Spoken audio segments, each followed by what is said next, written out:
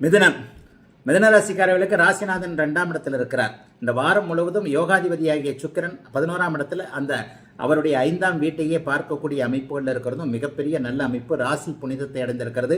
3ஆம் இடத்துல செவ்வாய் இருக்கிறார். பாபராகிய செவ்வாய் 3ஆம் இடத்துல கேதுவோடு சேர்ந்து சூட்சும உழன்ற ஒரு நல்ல இடத்துல இருக்கிறது.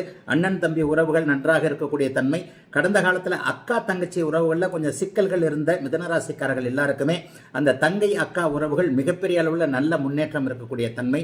குறிப்பாக அக்காவால் ஏதாவது டிஸ்டர்ப் ஆனவங்க எல்லாருக்குமே அக்காவுடைய உன்னத உறவுகள் தெரியக்கூடிய அமைப்பு என மிதுன ராசிக்காரர்களுக்கு சகோதர மேன்மைகள் இருக்கக்கூடிய சுபமான நல்ல வாரமாக இந்த வாரம் அமைஞ்சிருக்கு.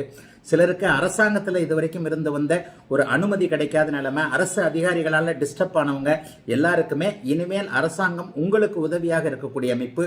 அரசாங்கத்தில் உதவிகள் கேட்டிருந்தவர்கள் ஒரு அந்த தொகை வேணும், இந்த தொகை வேணும், ஒரு பட்டா வேணும், அது வேணும், இது வேணும்ட்டு மிதுனராசிக்காரர்கள் யாராவது அரசாங்கத்தில் ஒரு அப்ளிகேஷன் கொடுத்துருந்தீங்கன்னா அந்த அரசாங்கத்தின் மூலமாக அரசு அதிகாரியின் மூலமாக நன்மைகள் நடக்கக்கூடிய அமைப்பு சர்வ நிச்சயமாக உண்டு. ஆகவே பெரிய அளவில் சோதனைகள் எதுவும் இல்லாத இந்த வாரம், சந்திராசிரமம் எதுவும் இல்லாத நல்ல வாரமாகவே இந்த வாரம் அமைஞ்சிருக்கு. வார ஆரம்பத்தில் சந்திரன் 12ஆம் இடத்துல, அதுக்கப்புறம் நடுப்பகுதியில் 1ஆம் இடத்துல, அப்புறம் 2ஆம் இடத்துல இருக்கிறாரு. 1, 2ஆம் இடங்கள் நல்லதாக இருக்கக்கூடிய அமைப்பு. ஞாயிற்றுக்கிழமை, திங்கக்கிழமை, செவ்வாய்க்கிழமை இந்த 2 நாளும் செலவுகள் அதிகமாக இருக்கும். ஏன்னா சந்திரன் விரயத்தில் போய் உட்கார்றாரு இல்லையா, செலவுகளும் அதிகமாக இருக்கும். அதற்கேற்றாற் போல பயணங்கள் இருக்கக்கூடிய சூழல்களும் இருக்கும்.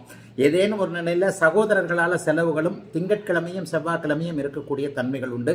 சிலருக்கு ரொம்ப அலைச்சல் இருக்கும். கையிலேயே சாப்பாடை வச்சுக்கிட்டு அதை சாப்பிட்றதுக்கு இடம் இல்லாமல் வண்டியிலேயே சுற்றிக்கிட்டு தெரியக்கூடிய அமைப்பு திங்கட்கிழமை செவ்வாய்க்கிழமை உண்டு. அப்படியே புதன்கிழமை, வியாழக்கிழமை, வெள்ளிக்கிழமை இந்த 3 நாட்களும் பார்த்துட்டிங்கன்னா சந்திரன் குருச்சந்திர யோகத்தோடு அங்கே ராசியிலேயே அமர்ந்திருப்பது நண்பர்களால், உறவுகளால் இதுவரைக்கும் புண்பட்டு போன ஒரு மனதிற்கு ஆறுதலான சில விஷயங்கள் நடக்கக்கூடிய அமைப்பு. அதற்கடுத்து வெள்ளி, சனி, ஞாயிற்றுக்கிழமை, இந்த சனிக்கிழமையும் ஞாயிற்றுக்கிழமை 2ஆம் இடத்துல சந்திர புதன் சேர்க்கை ஏற்படுகிறது. வளர்பிறை சந்திரனோடு ராசிநாதன் சேருவதால் எல்லா வகையிலும் பணம் வரக்கூடிய அமைப்பு. முதல் 5 நாட்கள் பணம் வரலன்னா கூட கடைசி ஞாயிற்றுக்கிழமையும் சனிக்கிழமையும் கொஞ்சம் பண வரவுகள் கண்டிப்பாக இருக்கும். பெரிய சோதனைகள் எதுவும் இருக்காது. மிதுன ராசிக்காரர்களுடைய சோதனைகள் எல்லாமே கடந்த சில வருடங்களுக்கு முன்பு நடந்த விஷயங்கள் இனிமே வாழ்க்கையில திரும்பி வரவே போறதில்லை. ஆகவே மிதுனத்திற்கு யோக வாரமாகவே அமைந்திருக்கிறது இந்த வாரம்.